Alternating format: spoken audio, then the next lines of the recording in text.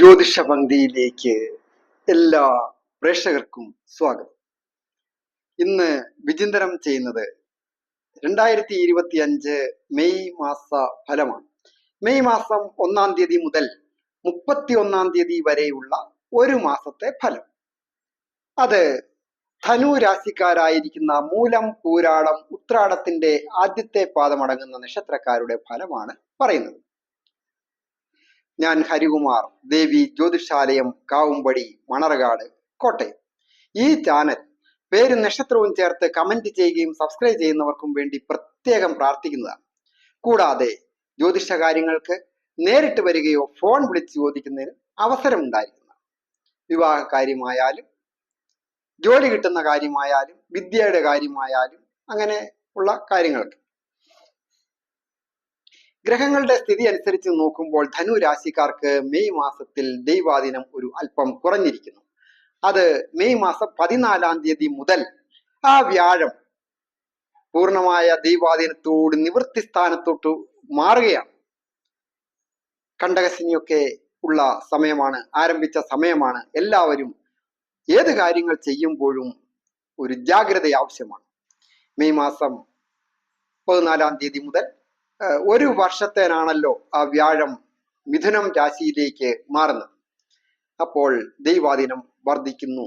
ആ സമയത്ത് പലവിധ നേട്ടങ്ങളും വന്നു ചേരുവാനായിട്ട് ഭാഗ്യവും ദൈവാധീനവും ഉണ്ട്.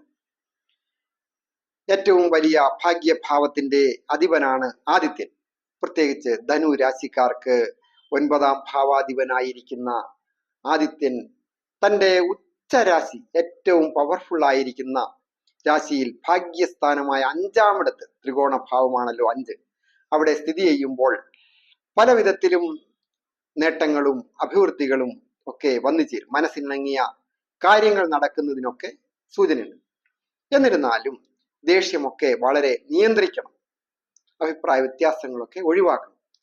തൊഴിൽ സ്ഥാനത്ത് ചില ക്ലേശങ്ങളൊക്കെ ഉണ്ടാകാം, അഭിപ്രായ വ്യത്യാസങ്ങൾ ഉണ്ടാകാം. എന്നിരുന്നാലും ഒരു പരിധി വരെ തൊഴിൽ പുരോഗതി വന്നു ചേരുന്ന ഒരു മാസമാണ് മെയ് മാസം.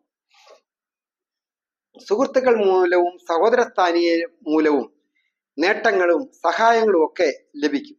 പ്രായമായ മാതാപിതാക്കൾക്കും കൊച്ചുകുട്ടികൾക്കും ഒക്കെ വളരെ നല്ല ആനുകൂല്യം. ആരോഗ്യം പൊതുവെ തൃപ്തികരമായി, ശ്രേയസ്സും യശസ്സും വന്നു ചേരും.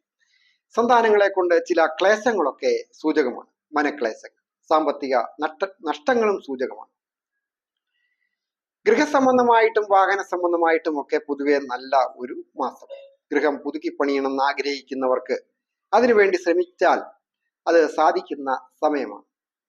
അതുപോലെ തന്നെയാണ് ഏജ് ഓവറായിട്ട് നിൽക്കുന്ന യുവാക്കൾക്ക് ഒരു വിവാഹം വന്ന് വാക്കാകുന്നതിനൊക്കെ അനുകൂലമായിരിക്കുന്ന ഒരു സന്ദർഭമാണ്. ബന്ധുക്കൾ മുഖേന ഒരു ആലോചന വന്ന് വാക്കാകുന്നതിനൊക്കെ ഈ മെയ് മാസത്തിൽ മൂലം, പൂരാട, ഉത്രാടത്തിന്റെ ആദ്യത്തെ പാദമടങ്ങുന്ന നക്ഷത്രക്കാർക്ക് യോഗമുണ്ട്.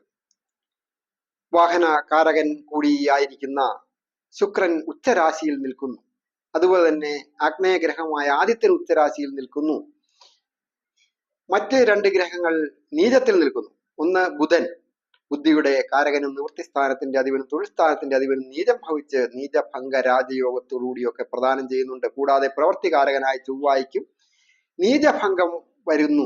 അങ്ങനെയൊക്കെയുള്ള ചില ദിവസങ്ങളിലെങ്കിലും ചില നേട്ടങ്ങൾ അപ്രതീക്ഷിതമായിട്ട് വന്നു ചേർന്ന് തൊഴിൽ പുരോഗതിയോ സാമ്പത്തിക അഭിവൃദ്ധിയോ വന്നു ചേരുവാൻ യോഗമുണ്ട്.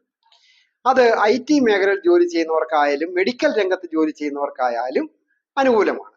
കൂടാതെ വാഹന സംബന്ധമായ ജോലികൾ ചെയ്യുന്നവർക്കും ഊഹാപോഹ കച്ചവടങ്ങൾ ചെയ്യുന്നവർക്ക്, ഷെയർ മാർക്കറ്റിംഗ്, ബ്രോക്കറിംഗ് പരിപാടികൾ, അതുപോലെ തന്നെ മറ്റ് ഓഫീസേഴ്സ് ആയിരിക്കുന്നവർ, മിലിറ്ററി ഓഫീസേഴ്സ്, പോലീസ് ഓഫീസേഴ്സ്, അവർക്കൊക്കെ പൊതുവെ നല്ലതാണ്.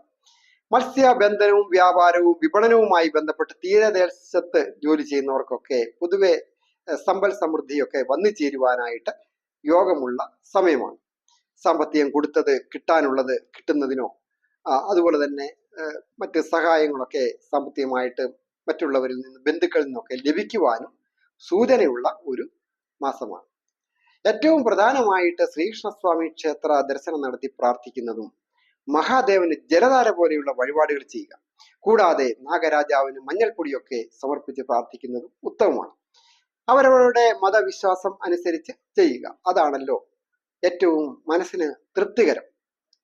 എല്ലാവർക്കും നന്മ വരുവാനായിട്ട് പ്രാർത്ഥിക്കും.